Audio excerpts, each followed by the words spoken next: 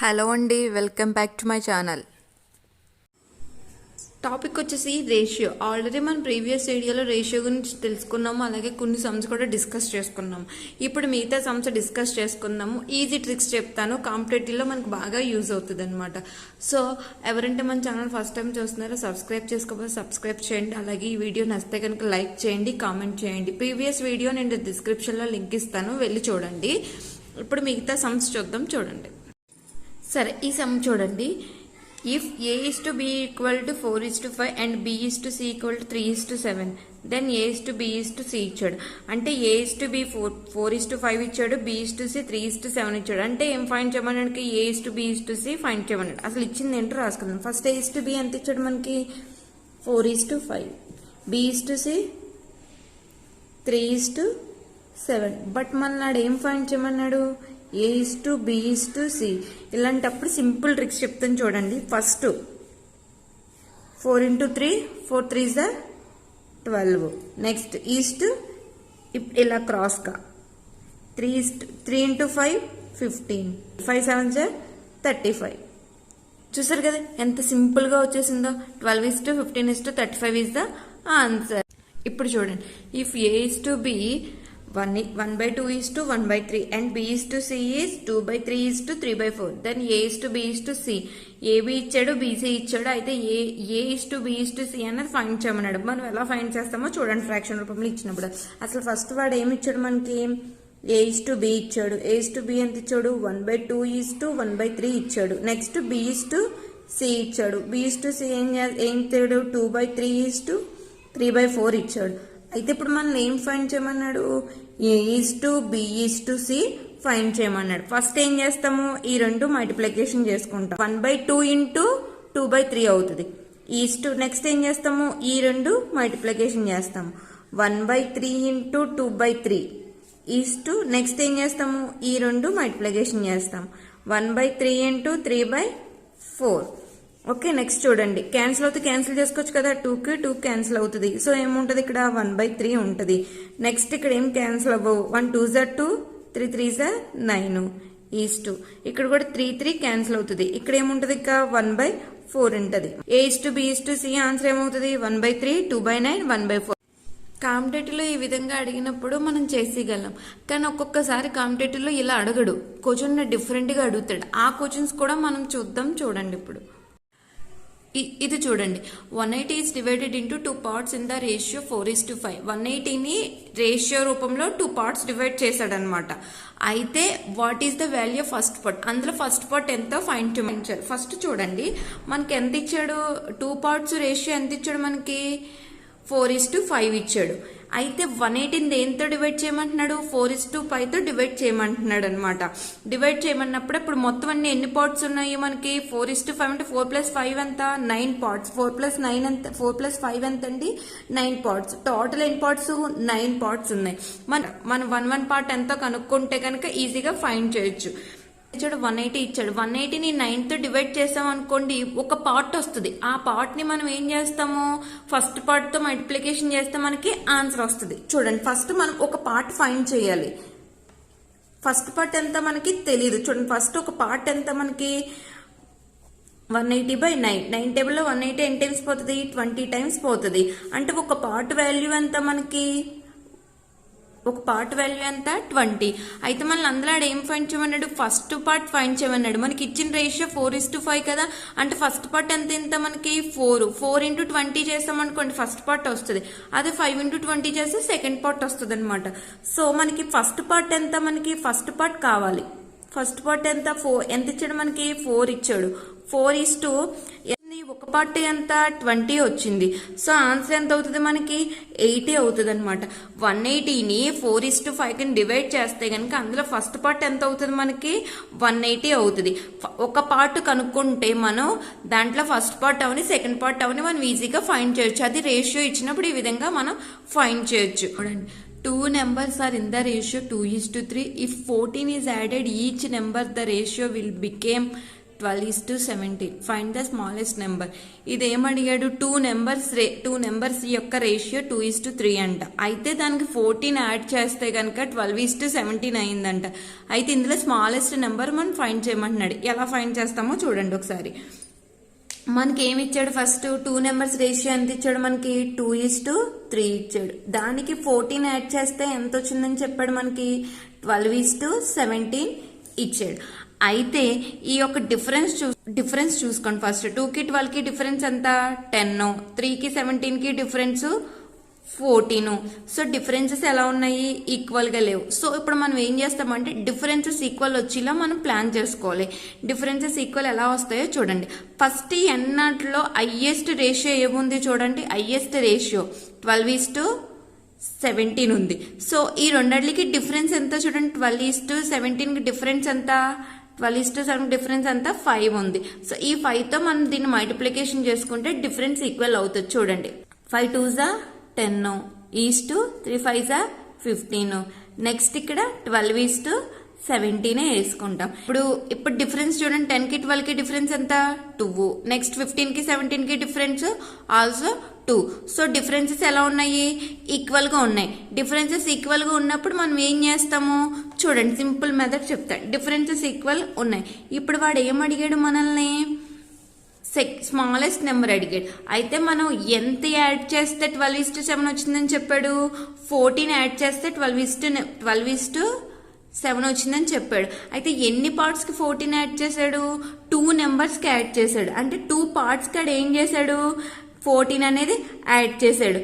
So మనకు 1 part కావాలంటే ఏం చేస్తాము, 14/2 చేస్తాము. అంటే ఎంత అవుతుంది మనకి 7. అంటే 1 పార్ట్ యొక్క వాల్యూ ఎంత అవుతుందండి, మనకి 7 అవుతుంది. సో మనలాడు ఏం ఫైండ్ చేయమన్నాడు, స్మాలెస్ట్ నెంబర్ ఫైండ్ చేయమన్నాడు. ఏమి ఇచ్చాడు మనకి, 2:3 ఇచ్చాడు. అండ్ 2:3 వాల్యూ ఎంత మనకి 10:15 వచ్చింది. సో ఇందులో స్మాలెస్ట్ నెంబర్ ఏది, 10 ఈజ్ ద స్మాలెస్ట్ నెంబర్. అప్పుడు ఏం చేస్తాము, ఈ 7తో 10 మల్టిప్లికేషన్ చేస్తే మనకి ఏమొస్తుంది, స్మాలెస్ట్ నెంబర్ వస్తుంది. 1 పార్ట్ కదా, 1 పార్ట్ ఎంతో మనం తెలుసుకుంటే ఫస్ట్ ఆ పార్ట్ ని మనం మల్టిప్లికేషన్ చేస్తే మనకి ఆన్సర్ ఈజీగా వస్తుంది అనమాట. సో ఇప్పుడు మనకి స్మాలెస్ట్ నెంబర్ ఏమవుతుంది, 10:7 ఏమవుతుంది, 70 అవుతుంది. స్మాలెస్ట్ నెంబర్ ఏమవుతుంది మనకి 70 అవుతుంది. అదే బిగ్గెస్ట్ నెంబర్ అడిగితే కనుక 15తో మల్టిప్లికేషన్ చేస్తాము. ఓకే, అర్థమైందా? నెక్స్ట్ ఇంకో ప్రాసెస్ చూడండి. In a bag they are coins of 25 paisa, 10 paisa, 5 paisa in the ratio 1:2:3. If there are 30 rupees in all, how many 5 paisa coins are there? ఇక్కడ ఏమడుగుతున్నాడంటే ఒక bag లో 25 paisa, 10 paisa, 5 paisa కాయిన్స్ ఉన్నాయంట. ఆ ఏ రేషియోలో 1:2:3 రేషియోలో ఉన్నారంట. అయితే మొత్తం అన్ని కాయిన్స్ 30 రూపీస్కి ఈక్వల్ అయితే 5 paisa కాయిన్స్ ఎన్ని ఉన్నాయి అని అడుగుతున్నాడు అనమాట. సో అలాంటప్పుడు ఈజీగా మనం చేద్దాం. చూడండి, ఈజీ ట్రిక్స్ చెప్తాను. ఫస్ట్ మనకు రేషియో ఎంత ఇచ్చాడు, 1:2:3 ఇచ్చాడు. నెక్స్ట్ మనకు పైసా ఎంత ఇచ్చాడు, 25 paisa, 10 paisa అండ్ 5 paisa ఇచ్చాడు.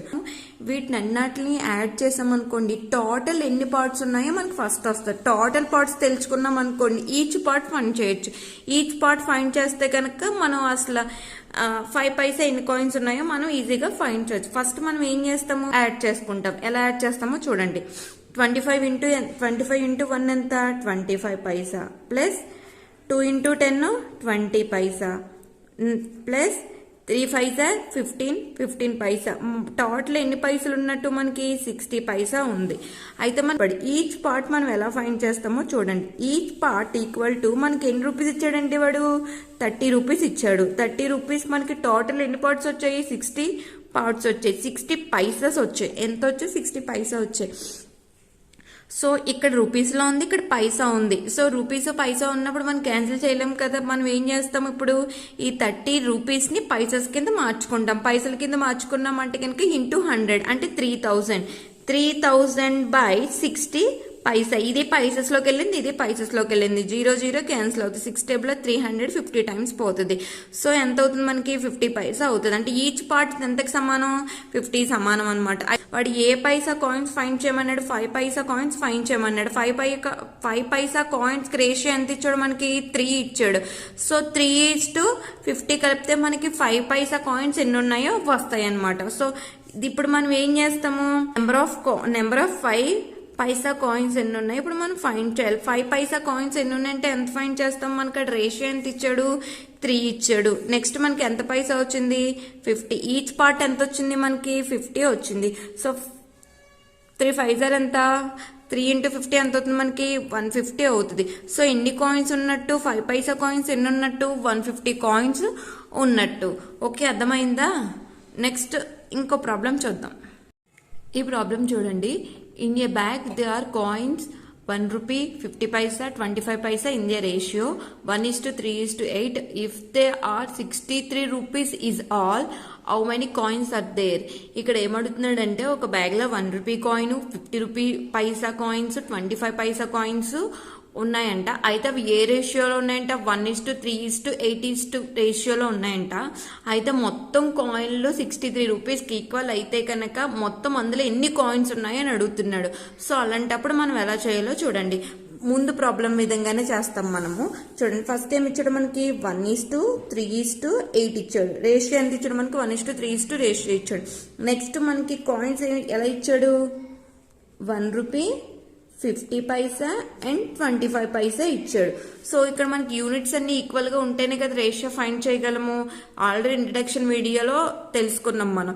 సో ఇప్పుడు మనం ఏం చేస్తాం, ఈ 1 రూపీని పైసెస్ లోకి మార్చుకుంటాం. పైసెస్ లోకి మార్చుకుంటే కనుక 100 పైసా, నెక్స్ట్ 50 పైసా, నెక్స్ట్ 25 పైసా.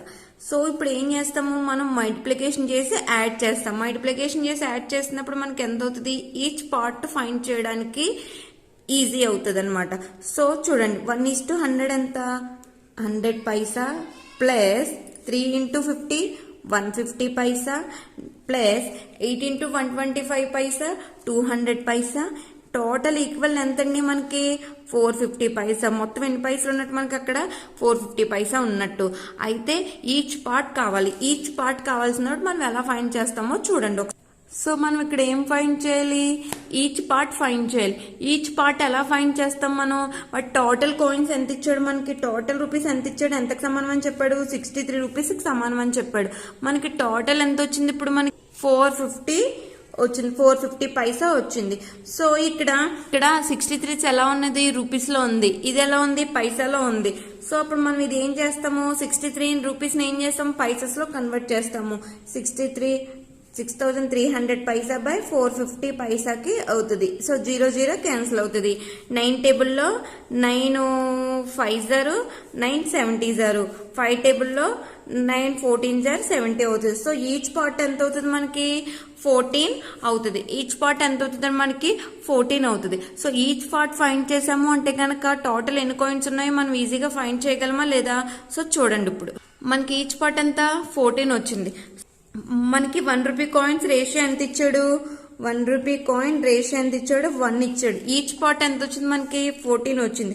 సో 1 × 14 = 14. నెక్స్ట్ 50 పైసా ఎంత ఇచ్చాడు మనకి, 50 పైసా కాయిన్స్ ఎంత ఇచ్చాడు, రేషియో 3 ఇచ్చాడు. 3 × 14 ఎంత అవుతుంది మనకి, 42 అవుతుంది. నెక్స్ట్ 25 పైసా రేషియో ఇచ్చాడు. 25 పైసా రేషియో ఎంత, 8. 8 × 14 ఏమవుతుంది, 112 అవుతుంది.